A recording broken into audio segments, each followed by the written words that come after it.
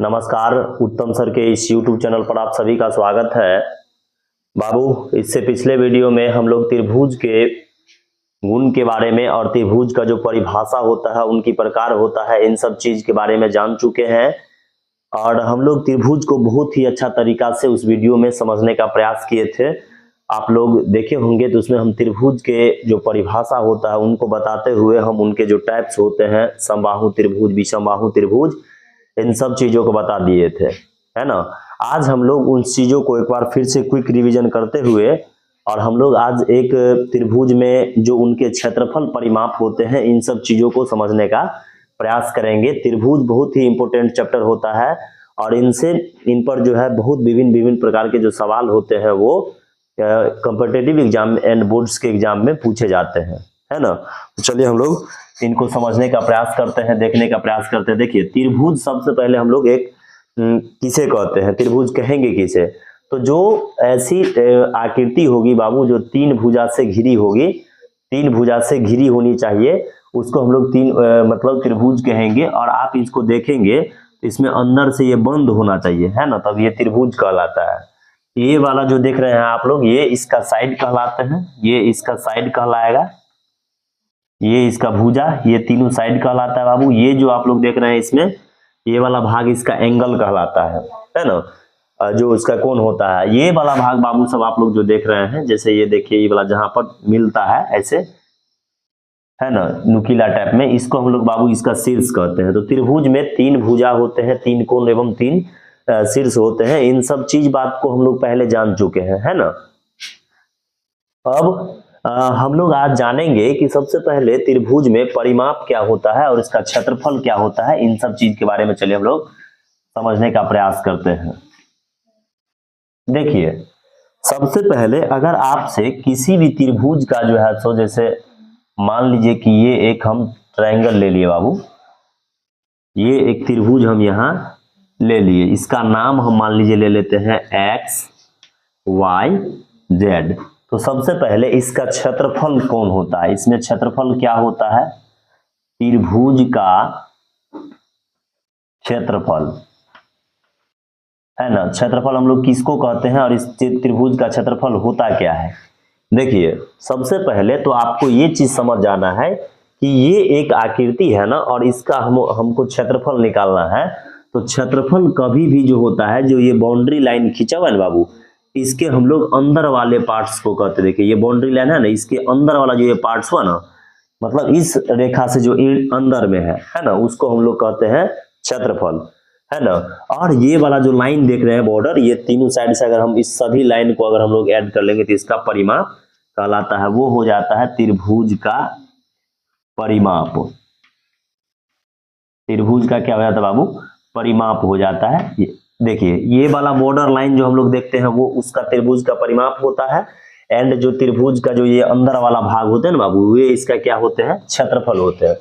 तो त्रिभुज का जो क्षेत्रफल होता है बाबू, ये इसको निकालने के एक बड़ा ही सुंदर तरीका होता है, 1/2 गुने आधार गुने ऊंचाई, है ना, आधार गुने ऊंचाई। एक देखिए, ये इसका आधार, ये त्रिभुज है ना, इसका ये आधार बेस कहलाता है ना। और यहां से एक ऐसे करके जो है हम लोग एक लंब खींच लेते हैं, तो ये इसकी ऊंचाई कहलाती है। कोई भी त्रिभुज है ना, तो वो ये इसका क्या कहलाएगा, ऊंचाई। बीच में ऐसे हम लोग सीधा सीधी खींच लेते हैं तो उसको हम लोग ऊंचाई कहेंगे, या नीचे जो जिस पर ये ऊंचाई खींचा हुआ रहता है उसको हम लोग आधार कहते हैं। तो त्रिभुज का जब भी हम लोग क्षेत्रफल निकालेंगे तो एक फॉर्मूला आप लोग को ध्यान में बड़ा ही सुंदर तरीका से याद रखना है, 1/2 गुने आधार गुने ऊंचाई, चाहे बी गुने एच।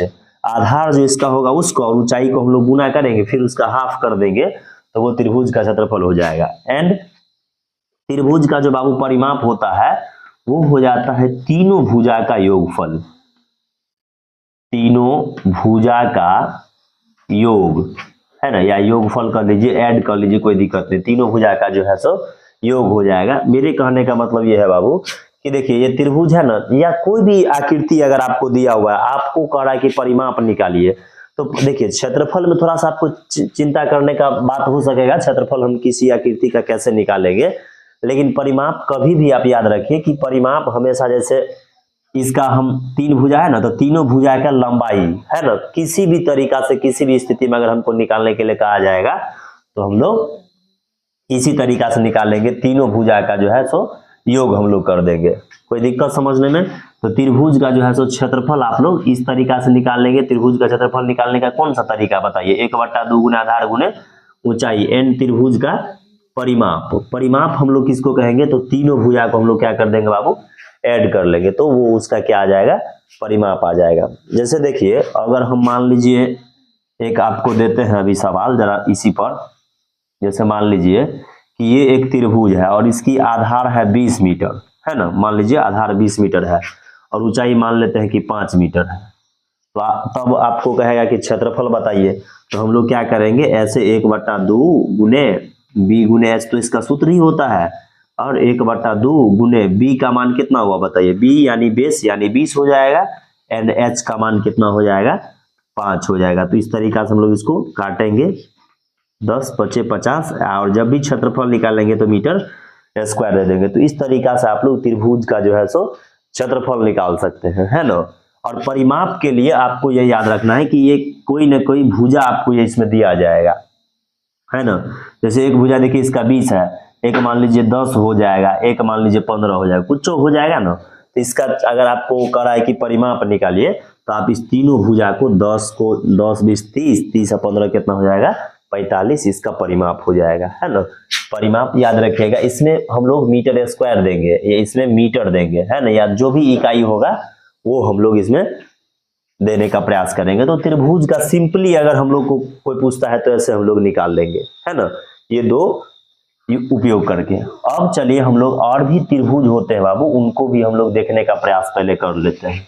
सारा चीज को फॉर्मूला सब चीज को हम लोग देख लेते हैं, फिर हम लोग आगे सवाल के भी ओर चलेंगे। देखिए आपको क्या करेगा बाबू कि जैसे त्रिभुज तो पूछ दिया, अब एक बड़ा सुंदर आप लोग को त्रिभुज हम बताए होंगे कि एक ऐसा त्रिभुज होता है ना बाबू सब, देखिए x y z, एक ऐसा त्रिभुज होता है जिसमें तीनों भुजा आपको बराबर दिया गया होगा। जैसे मान लीजिए कि ये भी 5, ये भी 5, ये भी 5 है ना। तो इसको हम लोग कहते हैं समबाहु त्रिभुज, जिसका तीनों का तीनों भुजा बराबर होता है। देखिए जैसे ये त्रिभुज है और इसका तीनों भुजा क्या है? मान लीजिए इक्वल है, तीनों भुजा बराबर है। आवाज सभी स्टूडेंट को प्रॉपर जा रहा है कि नहीं? हाँ, तीनों भुजा जो है बाबू इसका बराबर है, तो हम लोग इसको कहते हैं समबाहु त्रिभुज। और ये त्रिभुज का बड़ा सुंदर बात होता है कि बाबू इसका कोना भी तीनों बराबर होता है। समबाहु त्रिभुज का 60-60 डिग्री होता है, ये देखिए इसका 60 डिग्री होता है। वैसा त्रिभुज जिसका तीनों का तीनों भुजा बराबर हो एंड उसका तीनों कोण भी बराबर हो, तो उसको हम लोग समबाहु त्रिभुज कहते हैं। समबाहु त्रिभुज में बाबू कुछ चीज आपसे पूछा जाएगा कि सबसे पहले तो समबाहु त्रिभुज का क्षेत्रफल बताओ। समबाहु त्रिभुज का क्षेत्रफल क्या होता है? तो बाबू इसका आप लोग ध्यान से समझिए, इसका जो क्षेत्रफल होता है ना समबाहु त्रिभुज का क्षेत्रफल, ये इस तरीका से हो जाता है √3/4 इंटू ए स्क्वायर, जहां ए जो है इसका भुजा हो जाता है, जहां ए इसका भुजा के बराबर होता है। भुजा यानी जो तीनों बराबर बराबर होगा, देखिए तीनों का तीनों बाबू बराबर है ना, तो ये इसका भुजा हो जाएगा। फिर आपसे पूछा जाएगा बाबू समबाहु त्रिभुज के बारे में एक बात और पूछा जाता है कि समबाहु त्रिभुज का परिमाप बताइए। समबाहु त्रिभुज का परिमाप, तो इसमें देखिएगा तो ध्यान से तीनों भुजा बराबर होता है, तो अगर मान लीजिए कोई भी चीज ऐसे दे देगा तो हम तीनों को ऐड करेंगे और तीनों को जब जोड़िएगा तो 3 इसका परिमाप हो जाता है, ये है ना। तो आप इस तरीका से इनको समझ सकते हैं। समबाहु त्रिभुज में एक बहुत ही सुंदर बात और पूछा जाता है, समबाहु त्रिभुज का ऊंचाई या लंब जो भी कह लीजिए, ये भी काफी एग्जाम में देखने को मिला है। इसका आप लोग याद रखिएगा √3/2 इंटू ए होता है। तो इस तरीका से समबाहु त्रिभुज में आप लोगों को 3 बात ध्यान में रखना है कि समबाहु त्रिभुज का इसका क्षेत्रफल क्या होता है ना, क्षेत्रफल यानी इसके अंदर वाला जो ये पार्ट है उसका हम लोग कैसे परिमाप। परिमाप का मतलब हो जाता है बाबू इसका जो ये चारों तरफ से ढाट लगा हुआ जो घेरा हुआ है उसकी लंबाई एंड इसकी ऊंचाई। ऊंचाई का मतलब ये हुआ कि यहां से जो हम लोग ऐसे खींचेंगे ना तो इसकी लंबाई कितनी होगी, तो इसकी लंबाई जो है आपका यह रखेगा √3/2 इंटू ए होता है। और समबाहु त्रिभुज का परिमाप जो है सो आपका 3a हो जाएगा, कोई दिक्कत तो नहीं। और समबाहु त्रिभुज का क्षेत्रफल पूछेगा तो बाबू सोना सब √3/4 इंटू a² हो जाएगा। अब चूंकि देखिए अब जब भी आपको सवाल बनाने का मन हो तो ए का मान लीजिए कभी कुछ दे देगा, कुछ रखिए, बस इस पर आप बैठाते जाइए तो समबाहु त्रिभुज का जो है आपको विभिन्न प्रकार के चीज क्षेत्रफल परिमाप ही निकलते आपको मिल जाएगा। तो हम लोग अभी पढ़ रहे थे त्रिभुज का क्षेत्रफल, तो त्रिभुज का क्षेत्रफल पूछेगा तो 1/2 गुना आधार गुना ऊंचाई। त्रिभुज का परिमाप तो तीनों भुजा का। समबाहु त्रिभुज का पूछेगा तो क्या बोलिएगा, है ना। समबाहु त्रिभुज का क्षेत्रफल पूछेगा तो √3/4 इंटू a² कहिएगा सर और भी त्रिभुज होता है आप उसका नहीं बता, सबका भी बता रहे हैं, पहले इसको समझ लीजिए, है ना। ये सब कुछ स्पेशल है, मतलब इसके बारे में बहुत ज्यादा एग्जाम में रहता है। समबाहु त्रिभुज का क्षेत्रफल √3/4 इंटू a² हो जाएगा, a इसके भुजा के बराबर होगा। समबाहु त्रिभुज का परिमाप आपको कहेगा तो बाबू परिमाप तो देखिए तीनों भुजा को हम लोग जोड़ेंगे तो 3a हो जाएगा। और समबाहु त्रिभुज की ऊंचाई की अगर हम लोग बात करेंगे बाबू तो देखिए क्षेत्रफल में ऊंचाई में थोड़ा का ही डिफरेंस है, √3/2 इंटू a, उसमें a², लेकिन इसमें हम लोग ये करेंगे, समझ रहे मैडम। चलिए बहुत अच्छा, हम लोग अब थोड़ा सा और आगे बढ़ते बाबू। एक होता है समद्विबाहु त्रिभुज, इसको मिटा देते हैं।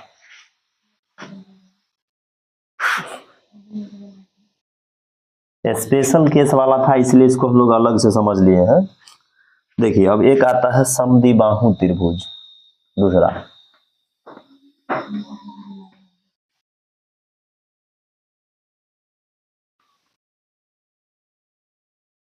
समद्विबाहु त्रिभुज का हम लोग कैसे इसका क्षेत्रफल निकालेंगे। जैसे देखिए एक सेकंड, देखिए जिसकी दो भुजा जो है एकदम इक्वलिंग होगा। जैसे देखिए मान लेते हैं कि ए बी एंड सी ये एक त्रिभुज है बाबू और इसका दो भुजा बराबर है, जैसे ये और ये बराबर है। मान लीजिए एक को मानते हैं ए, ये भी मान लेते हैं ए और ये मान लेते हैं बी, अलग एगो होगा तब ना समद्विबाहु होगा।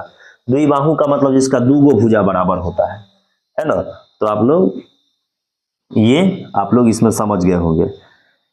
तो अब हम लोग सबसे पहले इसमें पूछेगा कि भाई इसका क्षेत्रफल क्या होगा। समद्विबाहु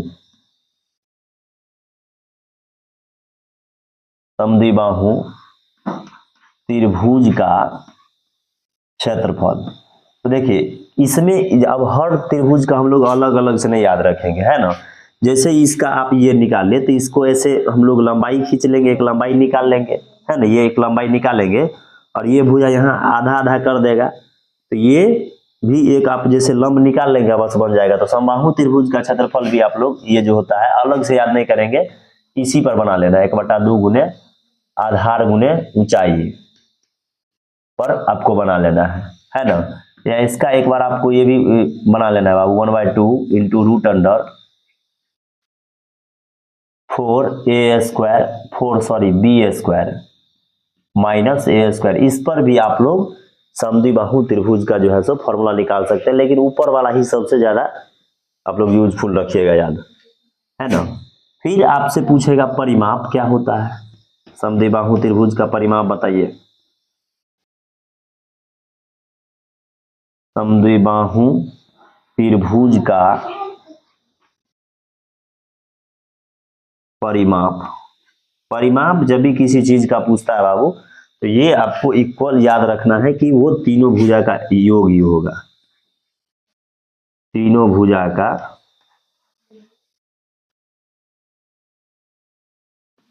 योग, ये आपको ध्यान में रखना है, कोई दिक्कत। तो ये था समबाहु एंड समद्विबाहु त्रिभुज के बारे में हम लोग समझ चुके हैं। अब एक और त्रिभुज होता है समकोण त्रिभुज का। चलिए समद्विबाहु का जैसे बात हो तो एक और त्रिभुज आता है समद्विबाहु समकोण को पूछ देता रहता है कभी कभी, इसको भी हम बता ही देते हैं।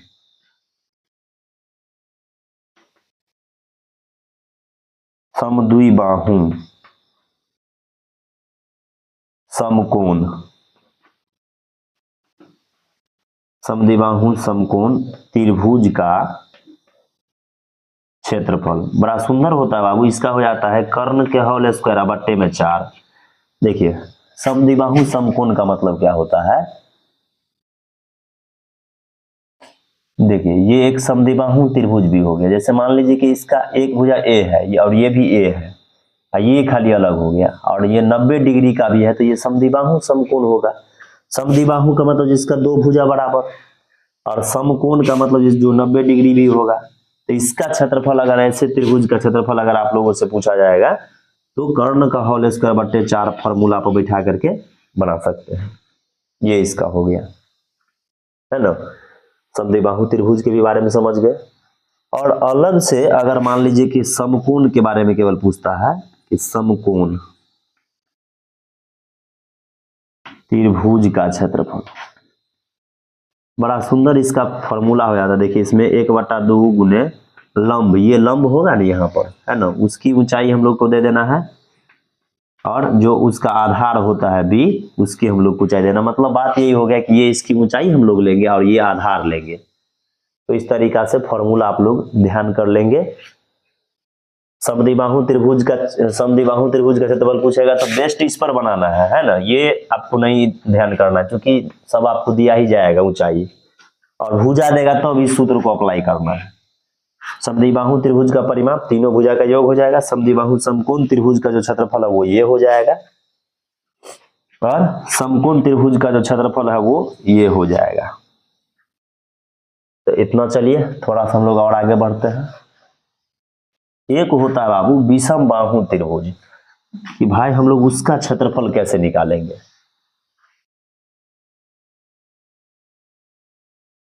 विषम बाहु त्रिभुज का क्षेत्रफल हम लोग कैसे निकालेंगे। देखिए एक अलग होता है आपका तीसरा विषम बाहु।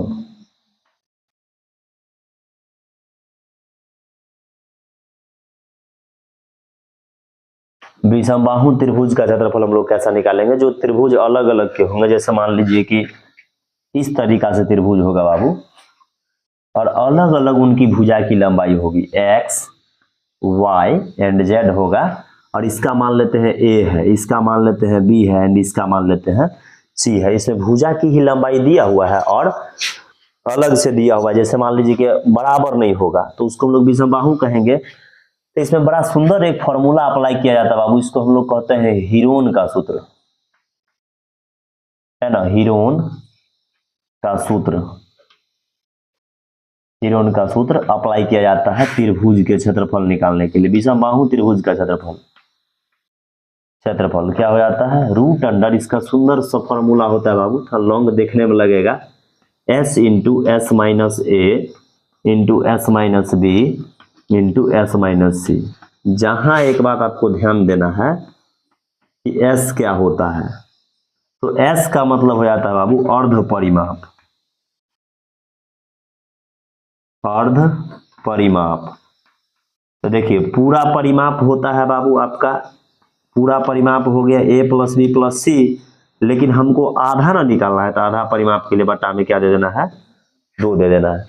तो ये तरीका से आप क्या करेंगे कि त्रिभुज का जो क्षेत्रफल होता है वो विषम बाहु त्रिभुज का भी क्षेत्रफल निकाल सकते हैं। परिमाप का तो कोई बात ही नहीं, परिमाप आप इस पर जो है सो निकाल सकते हैं। तो त्रिभुज में मुख्य इतना बात रहता है कि क्षेत्रफल से संबंधित बात, परिमाप से संबंधित बात हम लोग कैसे निकालेंगे, ये आप इसको समझ लीजिए अच्छा से। और इन पर सवाल बनाने का हम जल्द ही अगला वीडियो में बाबू आप लोग को जो है इस पर हम लोग सवाल भी बनाने का प्रयास करवाएंगे। इनको आप लोग सीख लीजिए अच्छा से। सब त्रिभुज के बारे में आप लोग को जान लेना है। कोई भी आपको दिक्कत होगा तो फिर हमको आप लोग बताने का प्रयास करेंगे। चूंकि हम चाहते हैं कि हमारा विद्यार्थी धीरे धीरे से हर चीज को समझे। आप लोग आज इतना ही समझने का प्रयास कीजिए। हम लोग जल्द ही आप लोगों से मिलेंगे अगले वीडियो में। तब तक के लिए धन्यवाद, नमस्कार।